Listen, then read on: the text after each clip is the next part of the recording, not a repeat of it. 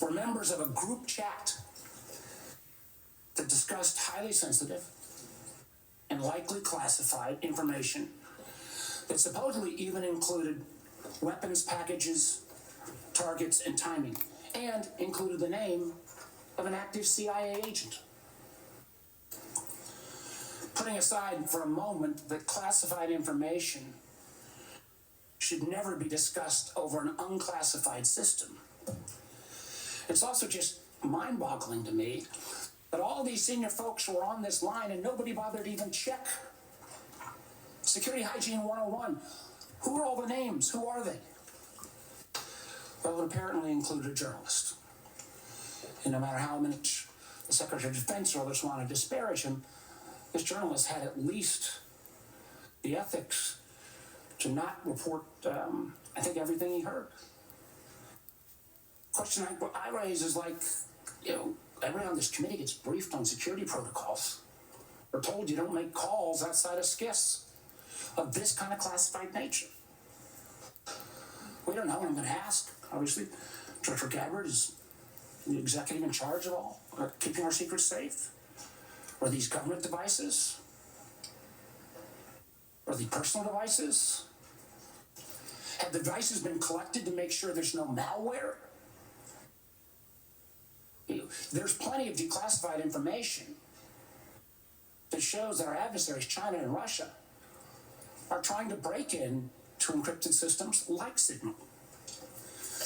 I can just say this: if this was the case of a military officer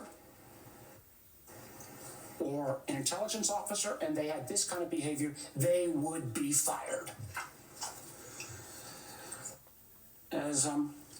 I think this is one more example of the kind of sloppy, careless, incompetent behavior, particularly towards classified information, that this is not a one-off or a first-time error.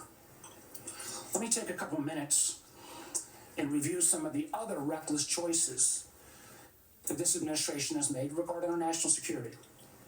We all recall, it seems like it wasn't that long ago, but less than 2 months ago, in the first 2 weeks, the administration canceled all U.S. foreign assistance. Now, some may say, how bad can that be? It's foreign assistance. Well, U.S. foreign assistance paid for the units in Ukraine that provide air defense to civilian cities being attacked by Russia. Foreign assistance paid for guarding camps in Syria where ISIS fighters are detained. Foreign assistance paid for programs abroad that ensure that diseases like Ebola don't come home. And until recently, it paid for the construction of a railway in Africa that would have helped given the United States much needed access to critical minerals in Congo. Now that project, China's going to try to finance it. As well, in the first 2 weeks, Dr. Patel, the administration fired several of our most experienced FBI agents, including the head of the Criminal Investigative Division, the head of the Intelligence Division, the head of the Counterterrorism Division, the heads of the New York, Washington, and Miami field office, all individuals who were distinctly and directly responsible for helping to keep America safe. The irony in a little bit was the recently dismissed head of the Counterterrorism Division was involved in disrupting the ISIS attacks planned for Oklahoma City and Philadelphia, and helped lead the effort to bring to justice the key planner of the Abbey Gate bombing in Afghanistan that killed 13 U.S. servicemen and 150 civilians. That very Abbey Gate effort was actually praised by the president in his State of the Union address. Yet the administration's response to these agents, I believe, good works and years of service, was to force these folks out. It's hard to imagine how that makes our country safer. Nor can I understand how Americans are being more secure by firing more than 300 staff at the National Nuclear Security Administration, including those responsible for overseeing the security and safety of the nuclear stockpile. Or by ousting 130 employees at CISA, the agency directly responsible for trying to take on China's Salt Typhoon attack. Again, after Salt Typhoon, I would have thought folks on that group chat might have thought twice.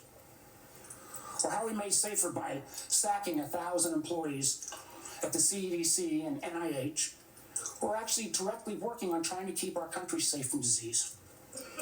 Or by pushing out hundreds of intelligence officers.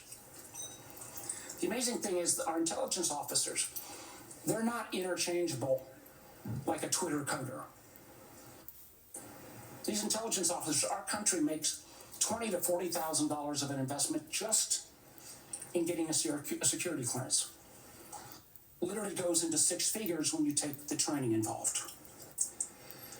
Can anyone tell how firing probationary individuals without any consideration for merit or expertise is an efficient use of taxpayer dollars?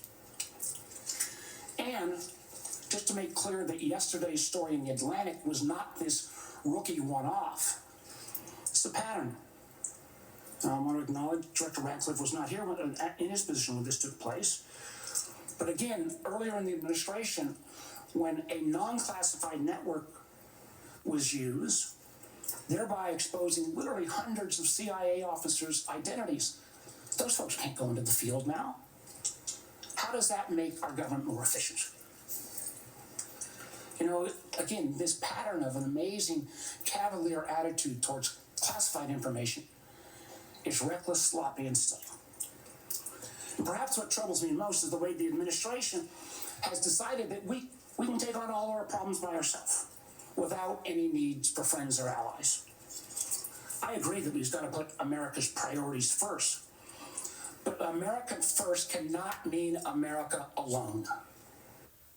The intelligence we gather to keep Americans safe depends on a lot of allies around the world who have access to sources we don't have. That sharing of information saves lives, and it's not hypothetical. We all remember it because it was declassified last year when Austria worked with our community to make sure to expose a plot against Taylor Swift in Vienna. That could have killed literally hundreds of individuals. However, these relationships are not built in stone. They're not dictated by law. Things like the Five Eyes are based on trust, built on decades. But so often that trust is now breaking literally overnight. Yet suddenly, and for no reason that I can understand, the United States is starting to act like our adversaries are our friends. Voting in the UN with Russia, Belarus, and North Korea. That's a rogues gallery if I've ever heard of them. Treating our allies like adversaries, whether it's threats to take over Greenland or over the Panama Canal, destructive trade war with Canada, or literally threatening to kick Canada out of the Five Eyes. I feel our credibility is being enormously undermined with our allies, who I believe, and I think most of us on this committee, regardless of party beliefs, makes our country safer and stronger. But how can our allies ever trust us as the kind of partner we used to be when we, without consultation or notice, for example, stop sharing information to Ukraine in its war for survival against Russia? Or how can our allies not only not trust our government, but potentially not our businesses with such arbitrary political decisions? Let me give you a few examples. You know, as a result of a lot of work from this committee and others in Congress, we made sure America's commercial space industry is second to none. From space to launch to commercial sensing and communications, the United States has taken a record lead. Yet overnight, this administration called into question the reliability of American commercial tech industry when Maxar and other commercial space companies were directed to stop sharing intelligence with Ukraine. I gotta tell you, I've been a business guy, I can't say longer than being an elected official, but pretty close. That shockwave across all of commercial space, and frankly, not just commercial space, I've heard it from some of our hyperscalers in the tech community, has sent an enormous chill Who's going to hire an American commercial space company, government or foreign business, with the ability to have that taken down so arbitrarily? And it's not just in the case of commercial space. We've seen that Canada, Germany, Portugal have all been saying they're rethinking buying F-35s. I've heard from Microsoft and Google directly and Amazon that they're having questions about whether they can still sell their services. We've also seen foreign adversaries and friends take advantage of this rift in our national security areas and our scientists. Germany has already put out ads trying to attract some of our best scientists who've been riffed.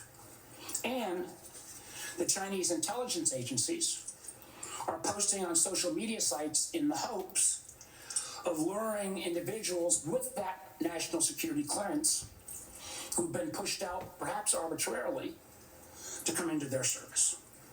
So no, the Signal fiasco is not a one-off. It is unfortunately a pattern we're seeing too often repeated. I fear that we feel the erosion of trust from our workplace, from our companies, and from our allies and partners can't be put back in the bottle overnight. Make no mistake, these actions make America less safe. Thank you, Mr. Chairman.